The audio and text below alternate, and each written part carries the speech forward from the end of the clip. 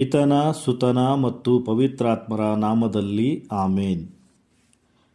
ಕರುಣೆಯ ಕೊನೆಯಗಳಿಗೆ ಭಾಗ 2 ಸಂದೇಶ 3. ಮಾತೆ ಮೇರಿಯ ಮನವಿ.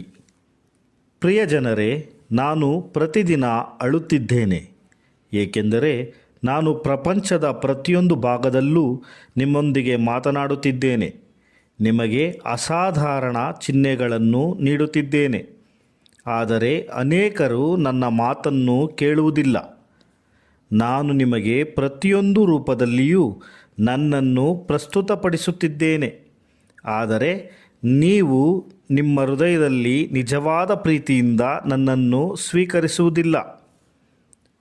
ನೀವು ನನ್ನ ಕಣ್ಣೀರನ್ನು ಕುತೂಹಲದ ಸಂಕೇತವಾಗಿ ನೋಡುತ್ತಿದ್ದೀರಿ, ಆದರೆ ನಿಮ್ಮ ಹೃದಯಗಳು ಕಠಿಣವಾಗಿಯೇ ಉಳಿದಿದೆ ಮತ್ತು ನೀವು ದೇವರ ಬೆಳಕು ಪ್ರವೇಶಿಸಲು ಅನುಮತಿಸುವುದಿಲ್ಲ. ನನಗೆ ತುಂಬ ದುಃಖವಾಗಿದೆ. ದಯವಿಟ್ಟು ಪವಿತ್ರ ಗ್ರಂಥದಲ್ಲಿ ವಿವರಿಸಿರುವ ಪ್ರಭು ಯೇಸುವಿನ ಮರುಬರುವಿಕೆಯ ಕುರಿತು ಸೂಚಿಸುವ ಎಲ್ಲ ಚಿಹ್ನೆಗಳನ್ನು ಅರ್ಥಮಾಡಿಕೊಳ್ಳಿ. ಸುವಾರ್ತೆಗಳಲ್ಲಿಯೂ ಸಂತ ಪೇತ್ರ ಮತ್ತು ಸಂತ ಪೌಲರ ಪತ್ರಗಳಲ್ಲಿ ಸ್ಪಷ್ಟವಾಗಿ ಸೂಚಿಸಲಾದ ಈ ಚಿಹ್ನೆಗಳು ಈ ವರ್ಷಗಳಲ್ಲಿ ನೆರವೇರುತ್ತಿವೆ.